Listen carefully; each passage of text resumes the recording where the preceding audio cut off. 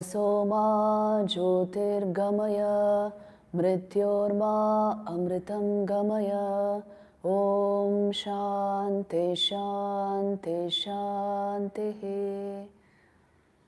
Namaste everyone and welcome to the fifth session of Kena Upanishad.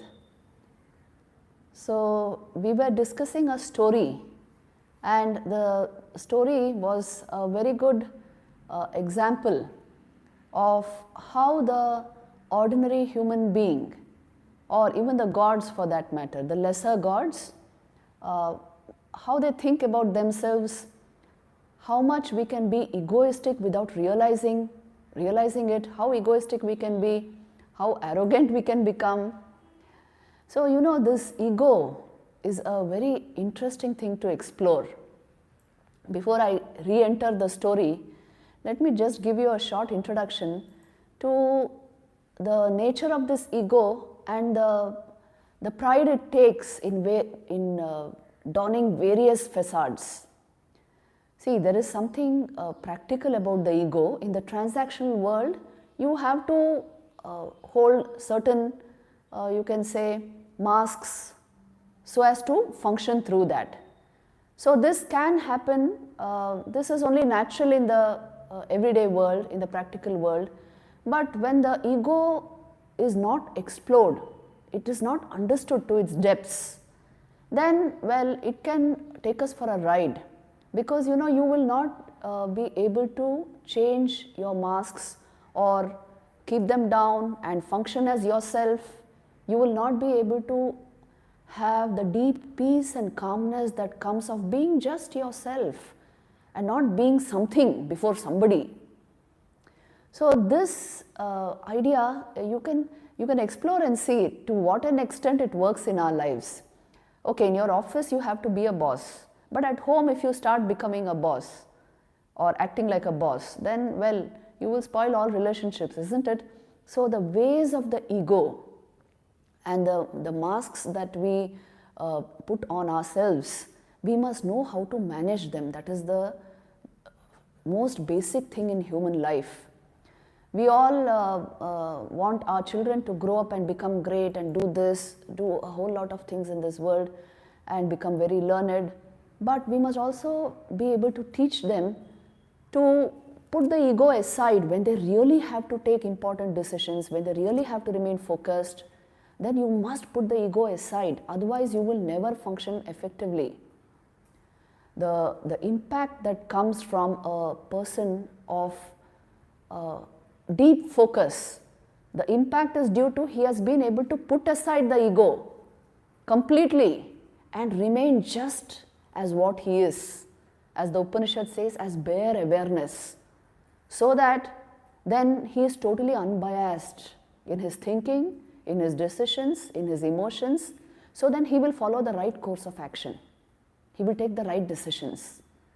The ego constantly deflects this right knowledge, and the masks that we adorn ourselves with, in which we even take pride, they are actually obscuring a lot of reality, a lot of the truth in front of us.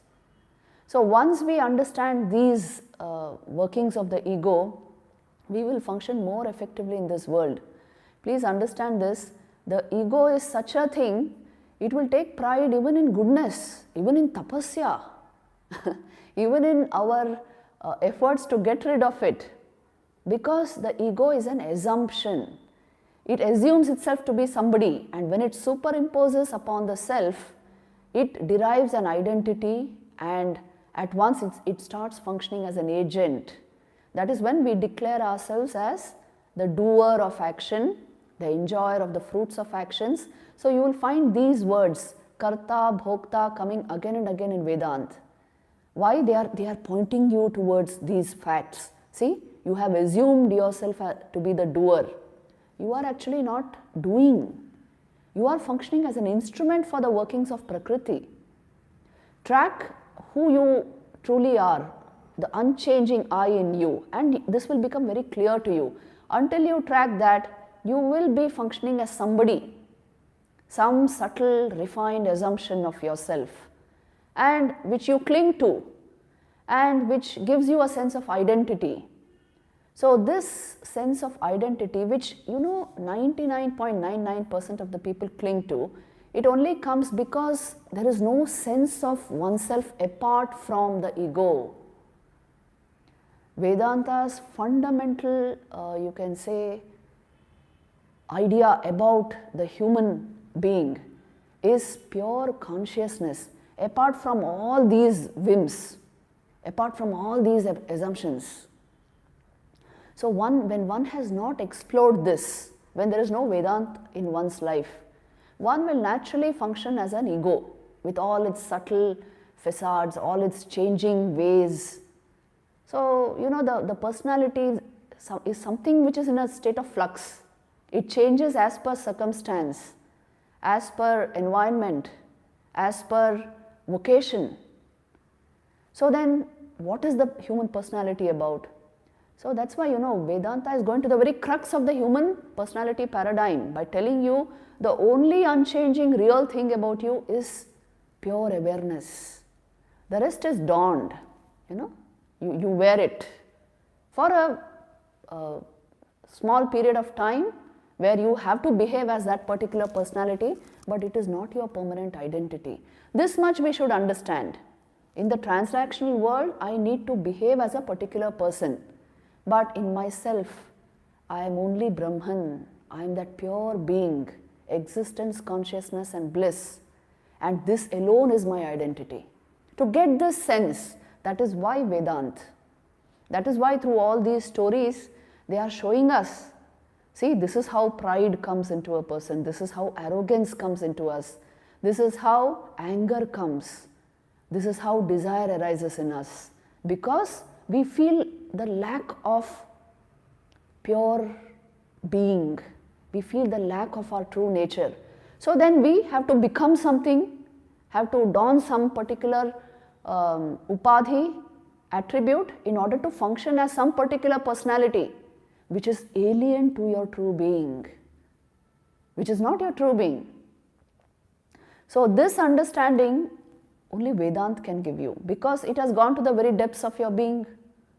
Usually, we are happy being as superficial as we are. Even in thought, we don't go deep enough, not to speak of experientially. So Vedanta will again and again draw our attention to this fact. You see, in this story which we have been discussing, the gods themselves, Agni, Varun, Vayu, they themselves are utterly identified with their egos, with all the things they have done in their past and with their capacities, and they are arrogantly flaunting their identities in front of that celestial being, the Yaksha, who is nothing but Brahman, who has come in that form in front of them. So Agni does this initially, seeing his pride, his arrogance. The Yaksha placed a blade of grass in front of him and asked him to burn that, and Agni was not able to do it. Then ashamed, he returns back and he tells all the gods, you see, something very mysterious is going on. This is no ordinary being, this Yaksha in front of us. So you all go and try. So Vayu is sent next. Vayu is the god of wind, who creates all the storms and hurricanes on earth, even the tsunamis. So he is so powerful, but he is not able to blow that bit of straw. See the conversation between the Yaksha and Vayu, that is where we have to go next. Please go straight into the third section and mantra number 9. Tasmin stvai kim viryamityapidam sarvamadadiyam yadidam prithivyamiti. Tasmin, to you who are so distinguished, tvai, in you, kim viryamiti, what kind of great power you have. Idam sarvamapi adadiya. Yes, indeed, Agni says, Vayu says here, I can blow anything away. Prithivyam idam yat iti, whatever there is in the world, I am the conqueror of the world. Through my might, I can blow away everything. So who's saying this? Vayu says this to the Yaksha. Again you see the same element of pride is there, the same sense of his might is there. So the Yaksha, what does he do then? Tasmai trinam nidadhau etad adastva iti tad upapreyaya sarvajavena tanna shashaka datum sat tata eva nivavrite naitadashakam vignatum tadetad yakshamiti. Which means, let me go again word by word. Tasmai, before him. Trinam nidadhau, the Yaksha placed a straw. Etad adastva iti, come on, blow it away, the Yaksha said. Tat upapreyaya, and rushed towards it. Who rushed towards it? Vayu rushed towards it. Sarva javena, at full speed, applying all his power as it were.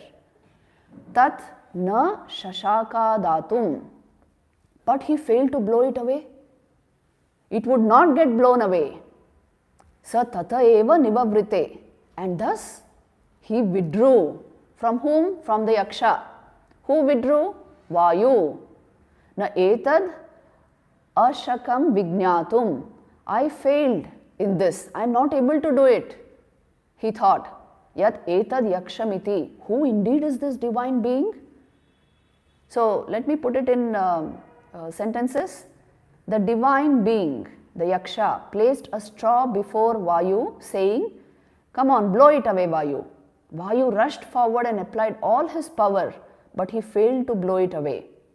He left the Yaksha and went back to the gods, saying, I failed to find out who this divine being is. So even something very small, none of them are able to do. It's just to show them that without one particular power, you can do nothing.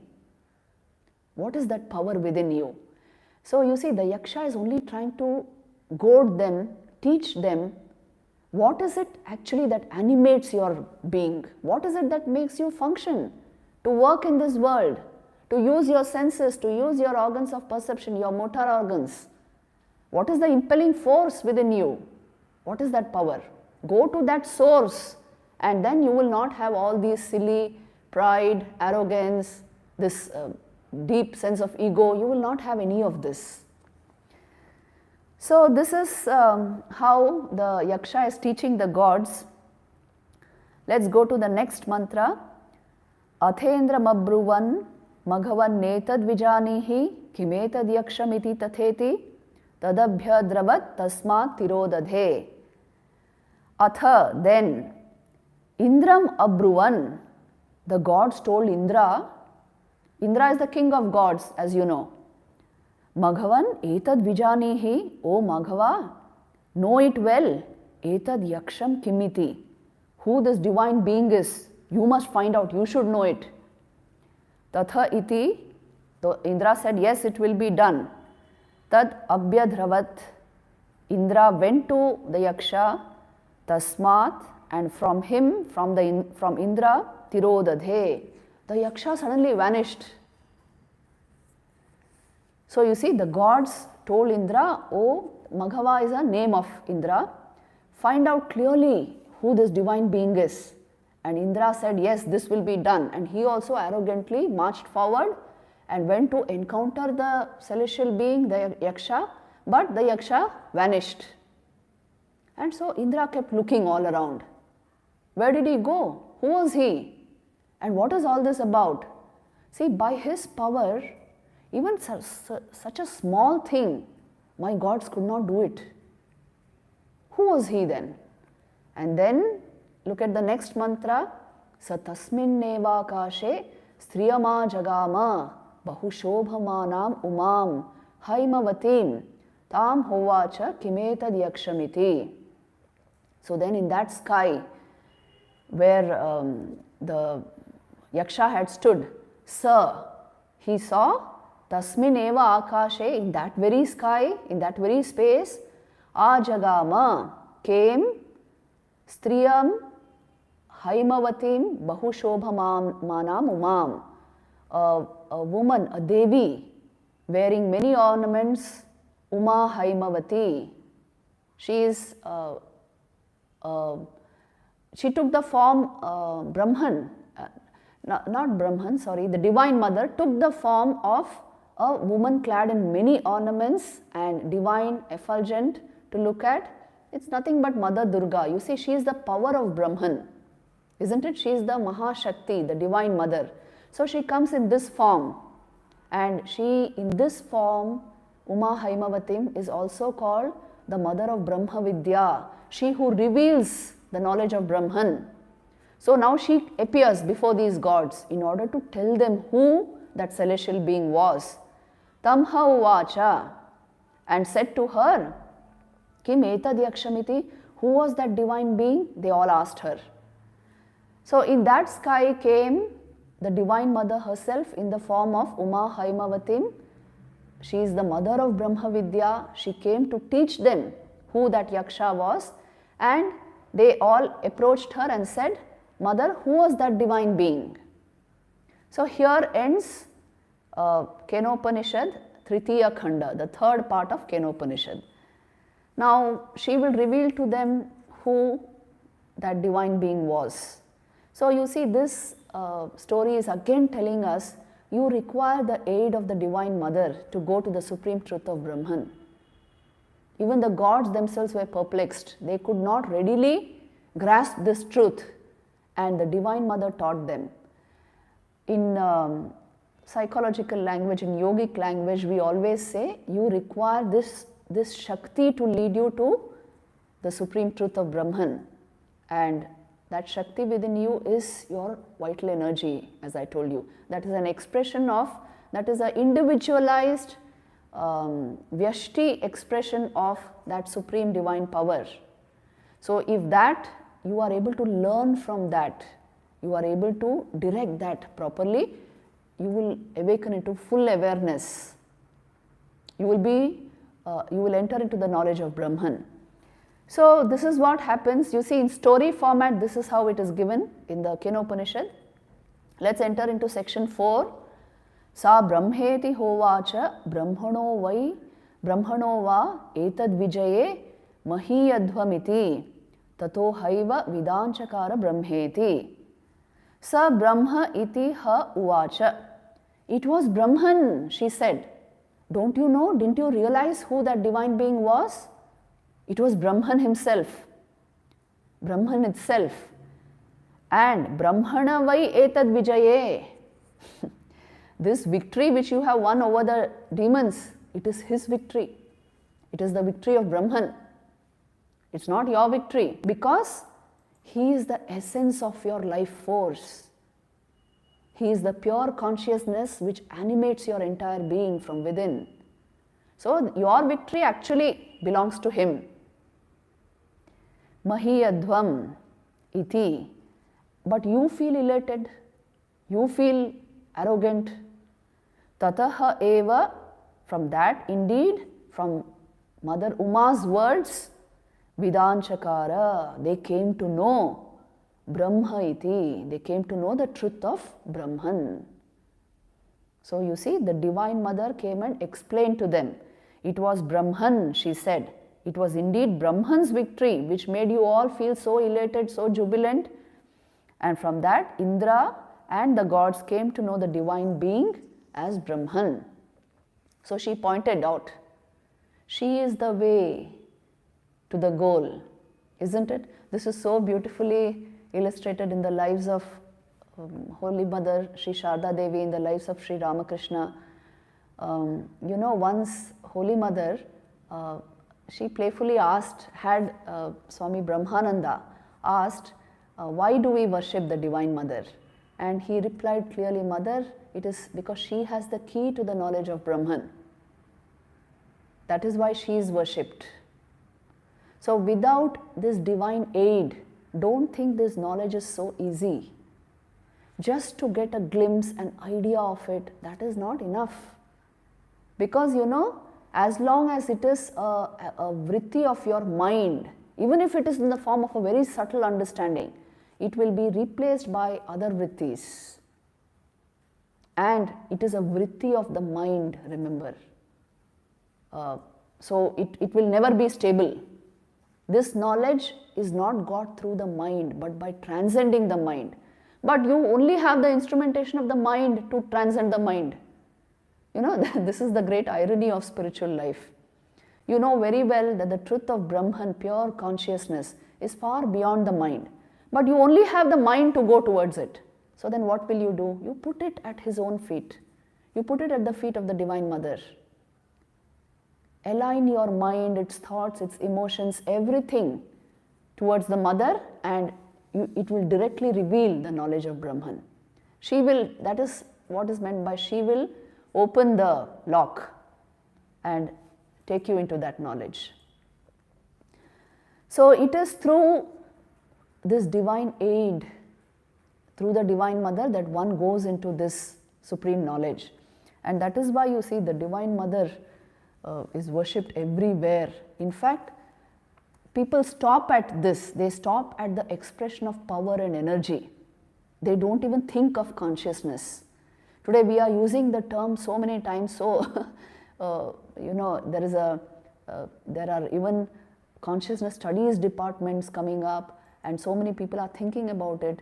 Scientists are exploring into it because we have brought it into our normal terminology. But usually, and if you see the history of the human race, it was the expression of power alone that was worshipped. And about millennia back, it was the expression of physical power. Today, it is the expression of mental power that is worshipped. But consciousness is far beyond that. And the instrumentation of the mind is not required to know consciousness, but we have no other instrument in hand. So that is why when you are proceeding from where you are, you start with your mind. You start by refining, reforming your mind, then refining your mind, making it subtler, purer, more aligned to the supreme ideal. And finally, this very mind will reveal to you. This very mind will show you where you require to go. The final destination, the pure mind will reveal. So sadhana has to be continued. All of these Upanishads, please remember, the only reason why they were kept so esoteric and did not come into the hands of the common masses for a long time was only because they thought that this knowledge was very precious and required a certain amount of deep sadhana to know what they are trying to say. So we must rise to that caliber. Otherwise, you know, this will just be words falling on our ears again and again. So they result in a few vrittis. After some time, those vrittis are replaced by some other vrittis. And if they were strong enough, some memories they will create. That's all. You will get only that much out of it. But if it is coupled with sadhana, it will give you a sense of what they are saying from within yourself. Pure awareness can only be experienced. It cannot be thought of. Please understand. But you will use the instrumentation of your mind and make it so pure and subtle that it itself will enter the state of pure awareness. Brahmavid brahmaiva bhavati. So Sri Ramakrishna has given us this very, very important formula, isn't it? Pure mind is equal to pure Atman. So you have to work on your mind. Don't skip the essential thing. Don't skip sadhana just because we are discussing these things in the form of vrittis, in the form of thoughts. That doesn't mean you dispense with sadhana. So once we get this, then what happened? Once she had revealed to them the truth of Brahman, tasmadva ete deva atitarami vanyan devan yad agnir vayur indraste henannedishtham pasparshuste henat prathamo vidanchakara brahmeti. Yad Agni Vayu Indra, because Agni, Vayu and Indra, tehi enat nedishtam pasparshu. They had gone close to Brahman, touched it as it were. Tehi prathama enat brahma iti vidanchakara. They were the first to know the truth of Brahman because they had gone so close to it. Tasmat, that is why ete vai deva. These became the gods. Anyan devan atitaramiva, and they excelled over all the other gods. So last class I told you the clear distinction between God, the Godhead, and these gods. So these gods with the small g are they are rulers over each element. Agni is the ruler of the Mahabhuta Agni, fire, and Vayu is the ruler of wind. So they lord over each of these natural elements, and they have, of course, they have very good qualities. They occupy divine offices. It is held in Hindu thought that people with extremely good karma, they evolve into these gods. So they are like divine offices. Agni is an office, Vayu is an office. So because these gods first went close to Brahman, the celestial being whom they saw, and got some sense of its power, so they excelled over all the other gods. They manifested deep divine attributes. This is the meaning. Then, as a result, what happened? Tasmadva Indro atitarami vanyan devansa henannedishtam pasparshasa henat prathamo vidanchakara brahmeti. Tasmadvai Indra atitarama iva anyan devan. Therefore, Indra surpassed the other gods. Sa he enat nedishtam pasparsha. He touched Brahman as the nearest and dearest. Although Brahman vanished when he came, he went closest to Brahman. Sa hi enat prathama vidanchakara brahmaiti. He was able to identify him, the celestial being, as Brahman first before others through the instruction of Uma Haimavati. So because Indra got this knowledge first, he became the king of gods. He excelled over others. What they are trying to tell us is, the more you are able to get a sizable portion of this knowledge first hand, in the first person, the more powerful you will become. The more able you will become, the more clear you will become, purer you will become, more divine you will become. In fact, in the Bhagavad Gita, you have this clearly mentioned, that yadyad vibhuti matsattvam srimadurjitameva va tatta devavagachatvam mama tejomsha sambhavam. Wherever you see any form of excellence, any form of higher capacity, luminosity, tej, you can be sure it is but a particle of my effulgence. So that is why you see, to pay due respect to all beings, and especially to those who manifest greatness, it is the bounden duty of all of us. Today it's a very cynical, doubting kind of age, and our youngsters readily do this. In fact, I was in one college some time back, and I found the students even teasing and talking against the teachers. So I at once pointed out and said that when you are learning something from an individual, shouldn't you pay respect? And then they said, yes, Mataji, here afterwards we will not point out to teachers for whatever we have not been able to grasp. So if you are talking against your own professors, do you think you will have a mindset to grasp the knowledge they have to give? Learning to pay respect, learning to give due respect to people is the first step to gaining knowledge, to gaining anything worthwhile in life. So cynical, critical people are not going to go anywhere. Shraddhavan labhate jnanam, that's why they say. So respecting the manifestation of Brahman in all beings, this becomes the natural tendency of a spiritual mind. You know, Sri Ramakrishna's life, if you see, he would in fact respect all the intellectual elite, glorious class of Kolkata, like Vidyasagar, Keshav Chandra Sen. Any of these people coming to him, Sri Ramakrishna would first get up. He would bow down even to Girish Chandra, who was an actor, playwright, very famous at that time, and dramatist, very good writer, composer. So just because they had these qualities, Sri Ramakrishna would show them due respect. So he is teaching us that wherever you see the manifestation of higher energy, wherever you see the manifestation of great intelligence, a luminous intellect, great capacity, bow down there. because at the heart of it, it is nothing but an expression of the divine power of Brahman, isn't it? Even a bit of the divine luminosity will completely change a man's mind and make him manifest divinity in various ways. So that has to be respected. You are paying respect only to the divine within him by doing that. So this is what is being said here,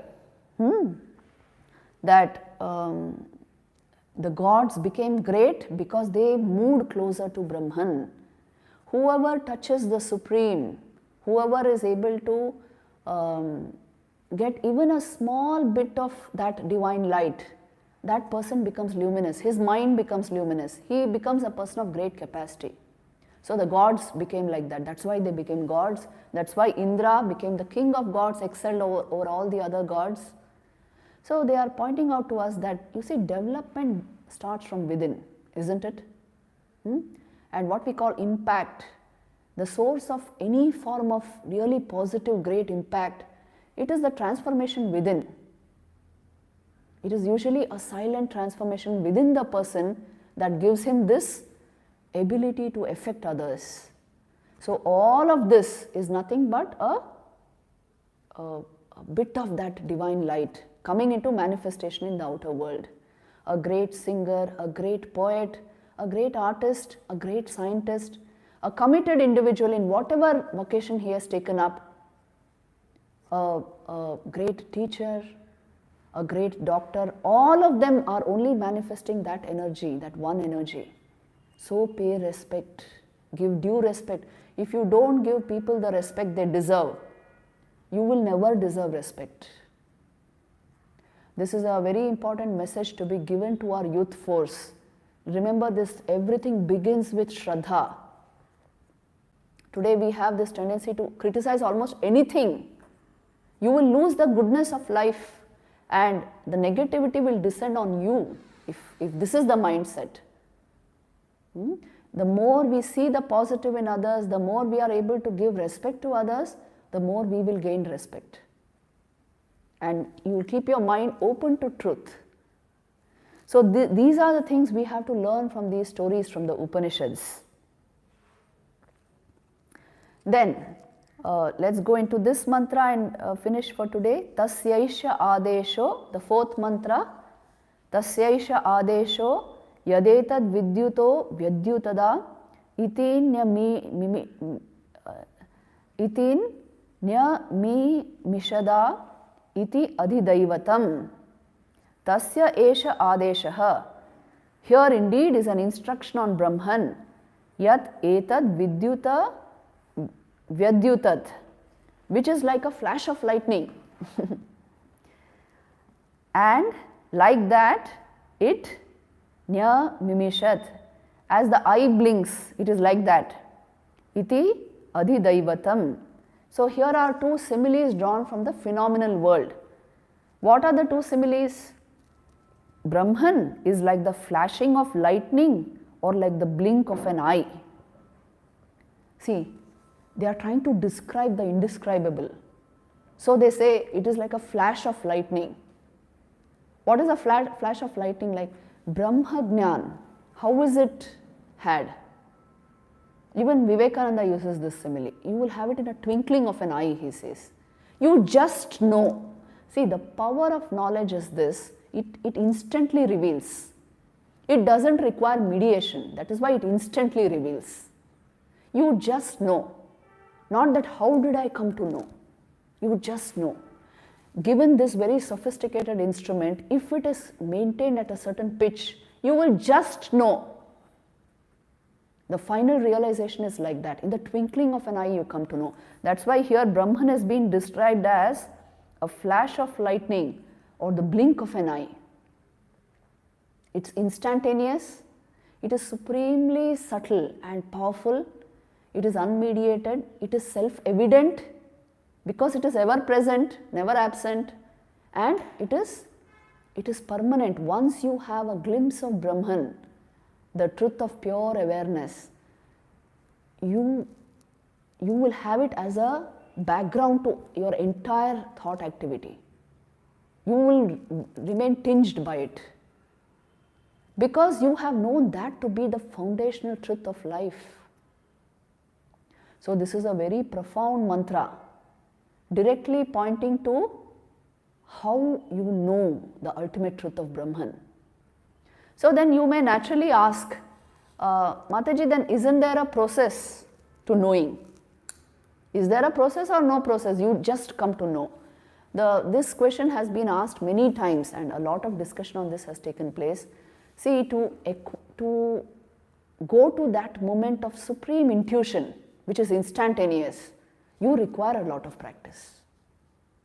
The final realization is really, it is like unveiling something which was always there, isn't it? Which is already there. So, in order to achieve that insight, you require spiritual practice. Usually our mind is clouded with a whole lot of things. Thought and emotion is just bubbling and disconnected and conditioned, many times overpowered with emotions. So in this state, the truth of Brahman remains closed because you are constantly identifying with a whole lot of things. So that's why a clear process of purification is required. But once the mind is crystal clear, absolutely pure, you have almost become divine, God-like yourself, then only the intuition is all that matters. That's why Vedanta is talking from a very high standpoint, actually speaking. Follow the means and the end is there always for you to see. So we will stop this Upanishad here. Next few mantras of the Kena Upanishad are very, very profound and interesting. It is the essence, you can say, of the Upanishad.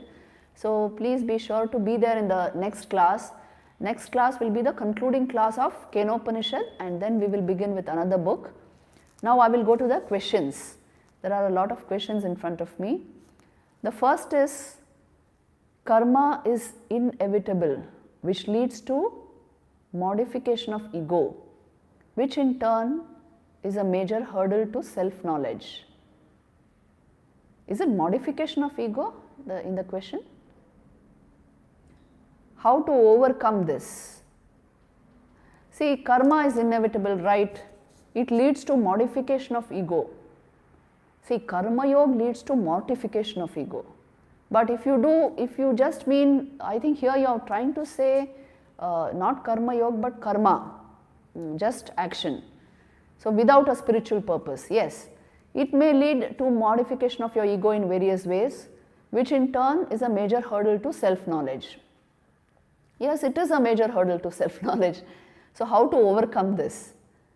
By converting your karma into karma yoga. That is why the big principle of karma yoga is given to us, isn't it? In fact, karma yoga is the only thing most people can do. How to convert karma into karma yoga? See, karma is action with a sense of responsibility, agentship, isn't it? Karma yoga is to do the same action with the same sense of responsibility but without a sense of agentship. Try and see this. Knowing very well that my instrument is functioning through a different power within me and that power is not even mine. That power is independent of me. That is the divine being and this is the instrument to that. So then whatever work you do, you will attribute it to the Divine Mother or Brahman within you, isn't it? You will not attribute it to yourself. So this is how karma has become karma yoga. There are people like this on this earth, who are actually functioning, who have become a very clear medium to the functioning of the divine power. So attempting this, understanding this very clearly becomes important. Yes, karma will definitely create hurdles in your life, in your spiritual path, but not karma yoga. Karma yoga is a purification and liberation in itself because it frees you from the sense of agentship and it makes you a conduit to the flow of divine power. It's a great purifier, karma yoga. Our entanglements, mental entanglements, with all sorts of emotions, thoughts. It loosens all that. And if you keep on doing good work with a selfless attitude, in a few days' time, your psychology will change, your mind will change.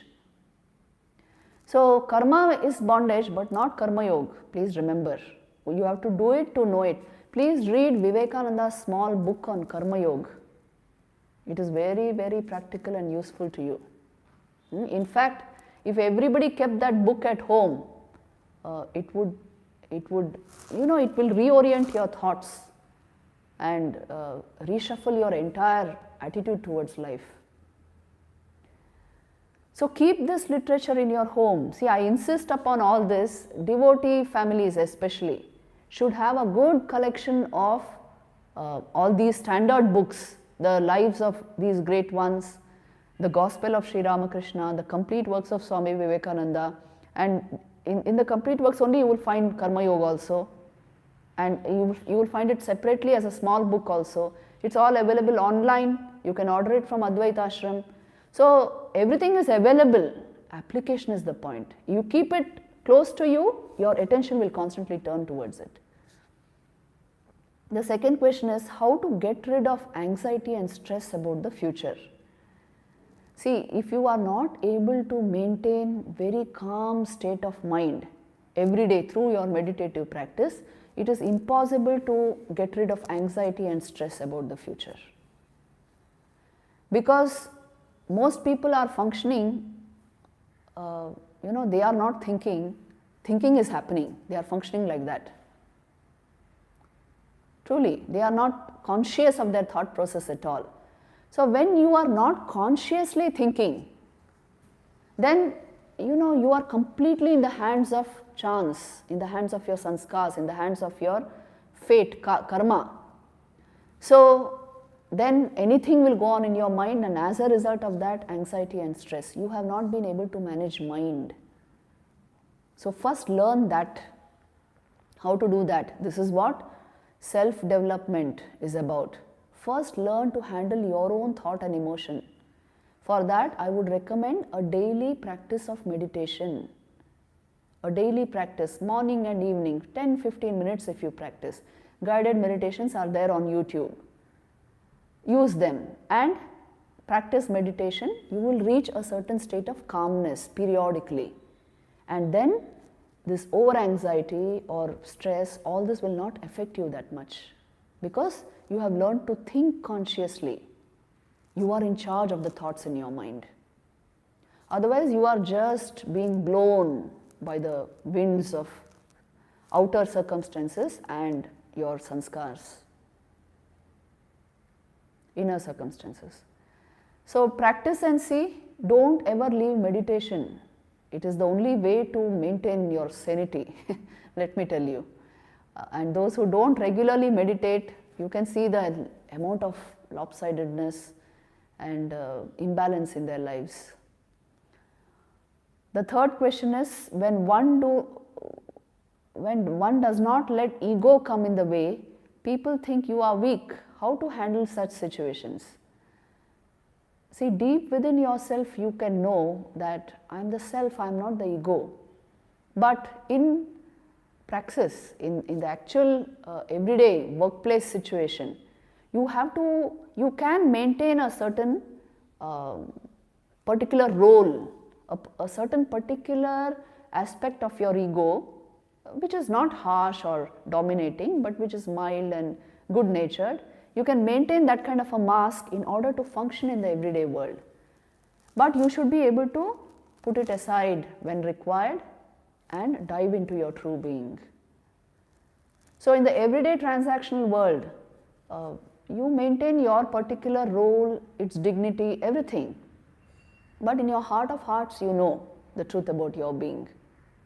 Isn't it? So this is a practical way to handle situations like this. People will not think you are weak if you are very resolute and awakened from within. When you are not sure of the self, then only people know that you are weak.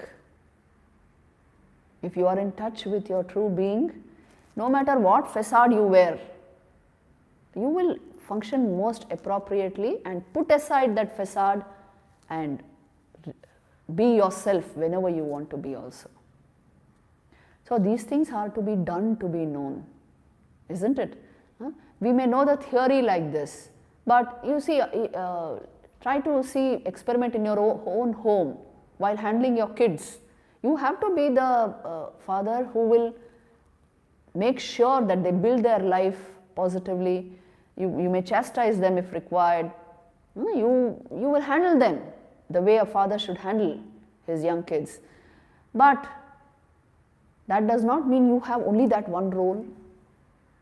That does not mean you are only that much. You are the self presently functioning as the father of your kids. When you go to your office, you are, say, whether the employee or the employer, you are the boss, but only temporarily. So play your role to perfection, but put it down when you change roles, when you are back home, when you are in meditation. If you have all these, egos, when you are in meditation, you can never meditate.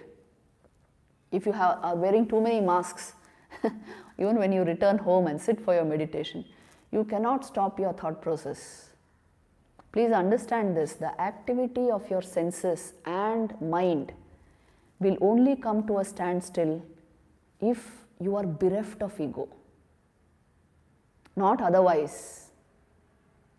When you are completely egoless, which means you have touched the state of pure awareness, you are just pure being, you are just what you are, and you are not something or somebody. Then only your mind can become completely still. In a state of complete stillness, it can touch, and your sense activity also will attain deep calmness. So you see, the entire discipline starts from within. Although when we perform sadhana, we say first cut down the influx of sense impressions, then stop your mind. We use this language. But actually speaking, if you just explore your identity, your true identity, and put aside the ego mentally, naturally your mind and senses will come to a standstill. So the inquiry can be more powerful than the practice. In fact, in a Vedantin, it is like that. But for most people, the inquiry is not so intense at all. That is why we recommend yoga. That is why then you start by a meditation process. You start by closing your eyes, you start by stopping the activity of your mind. This process is given. See, most people on this earth are Sankhyavadins. They believe in the reality of the mind. And they have heard of a self, well, okay, but they believe in the reality of the mind and the world outside them. So then yoga becomes the natural way. But for one who has understood that mind is, it's not there basically. It is just a collection of thoughts which I can put down. That person has directly entered Vedanta. He does not even need the aid of some yogic practice to go there. Just his inquiry can lead him to that insight. So, but there are very few such people in the world. Very, very few, very rare. So that is why we insist on the spiritual practice so as to arrive at the state of pure insight. But please remember that the actual fact is your self is ever there and the ego is never there. Even if you have worked years to build it, it is not there. It was built up, so it will collapse also, it will come down. What is never built up never comes down. You are the self. Temporarily you function as this and that. If you know this much, and if you remain established in that self, nothing else is required. The fourth question is, the Upanishadic terms Buddhi, Vivek, Bodh, what is the difference between them? Yes, they mean almost the same. Buddhi, Vivek, Bodh, Prajna, Samved, Chetana, Chaitanya.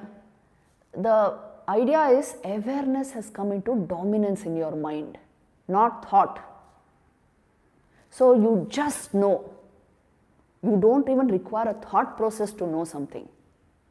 because what is to be known is already flourishing in your mind. It's in full flourish.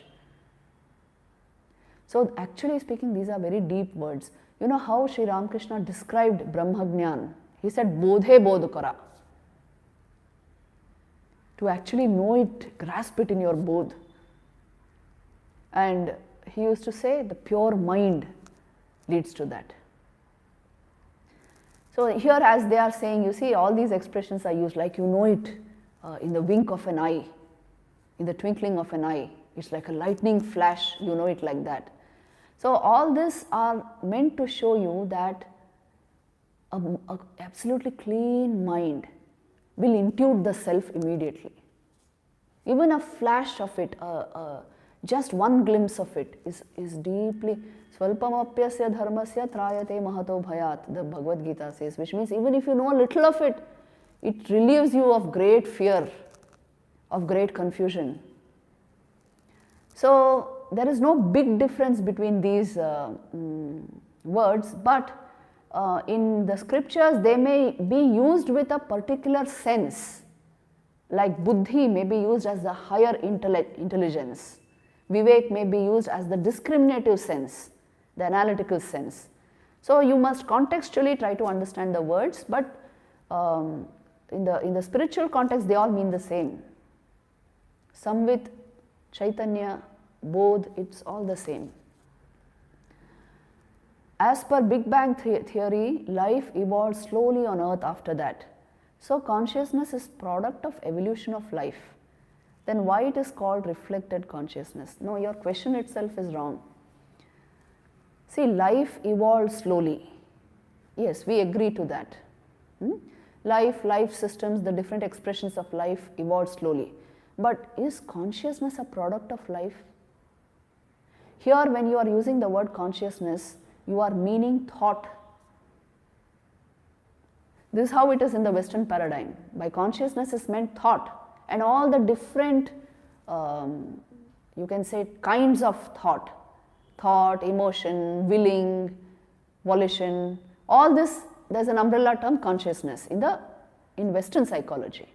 In Indian psychology, which we have been discussing, in Vedanta, consciousness is apart from mind, apart from thoughts, apart from your emotion, apart from all of this.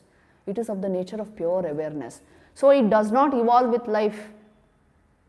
In fact, life evolves in its reflection. So then the next question just falls, you see, why it is called reflected consciousness. Please remember, you must have the Vedantic view very clear in your mind. Then you will understand what Patanjali Yoga Sutras are meaning by evolution of life, how Vedanta views evolution. The cosmology of Vedanta is like this. See, there is only pure consciousness, Brahman. When it is reflected in the mind, it results in a reflected awareness. Your sense of mental awareness which you have, that activates your life energies. And it is through these life energies, prana, that your senses, motor organs, everything functions. The different vital organs, this is how they function.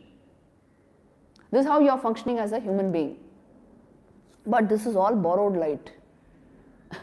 The actual core of your being is pure consciousness, Brahman.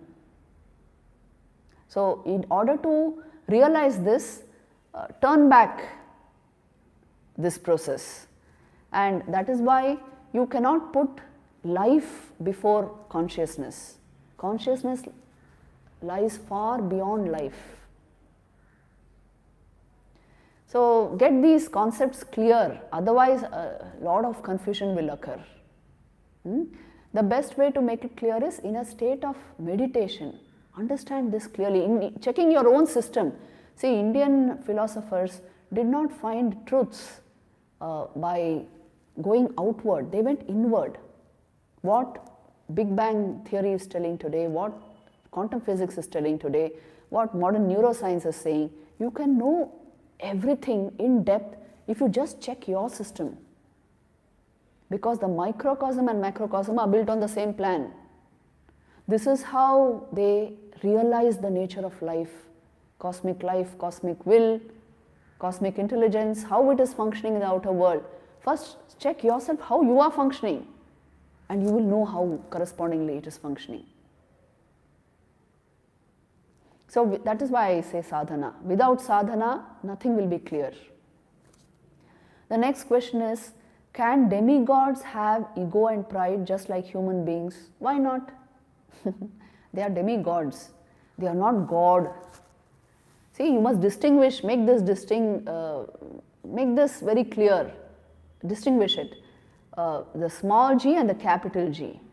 The small g are the gods in charge of divine offices, lording over one or the other of the elements.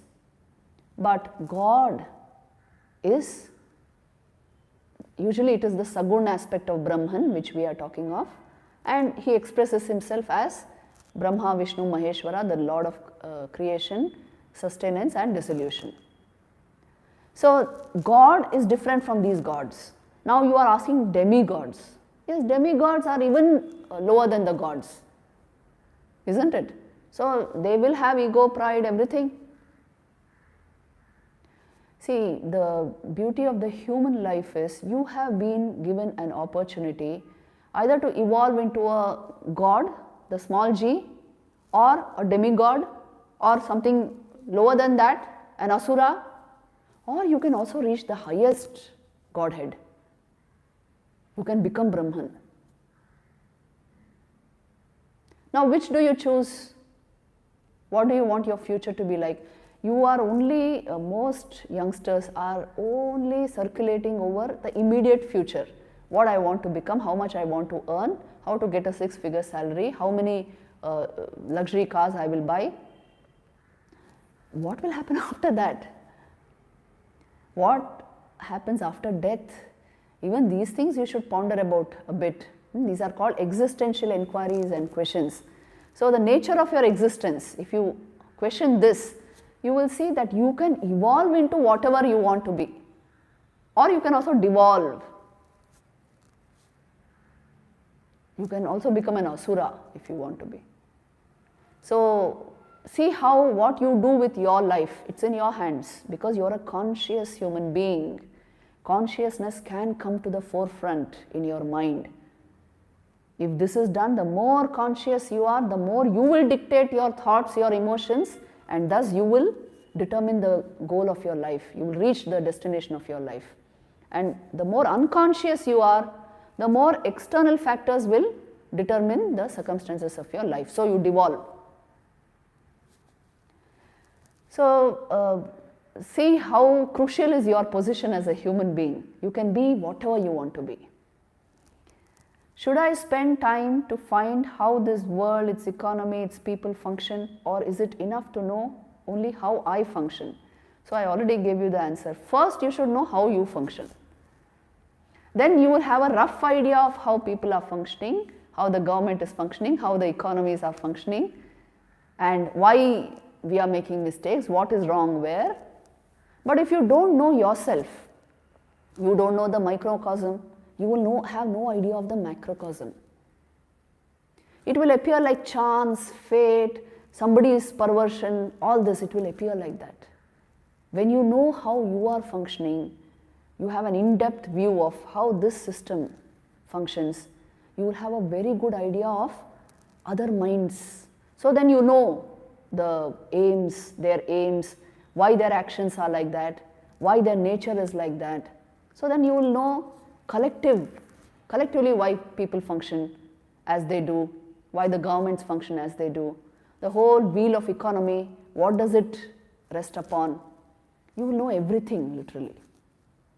So that is why the basic thing, I told you this story last class I think, that Ganesh only circulated Lord Shiva and Mother Parvati thrice, and he got the he got the gift of a pearl necklace, while Kartikeya went about circulating the whole universe, circumambulating the whole universe, but he did not get the gift, because Shiva represents the self.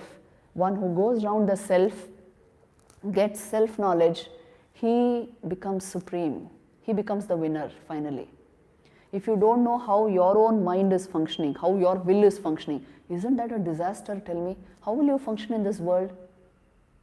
How will you take the proper decisions? You will be totally biased, lopsided. So first work on yourself. That is why I say this is part and parcel of education. Vedanta is the science of consciousness and yoga is the technology of consciousness. If you use them for your betterment, you will flourish in this world. But if you jump just outward, and without knowledge of your own being, then life can go any way. Please remember this. So we will end today's session here and meet next Sunday. Om Shanti Shanti Shanti. Peace, peace, peace.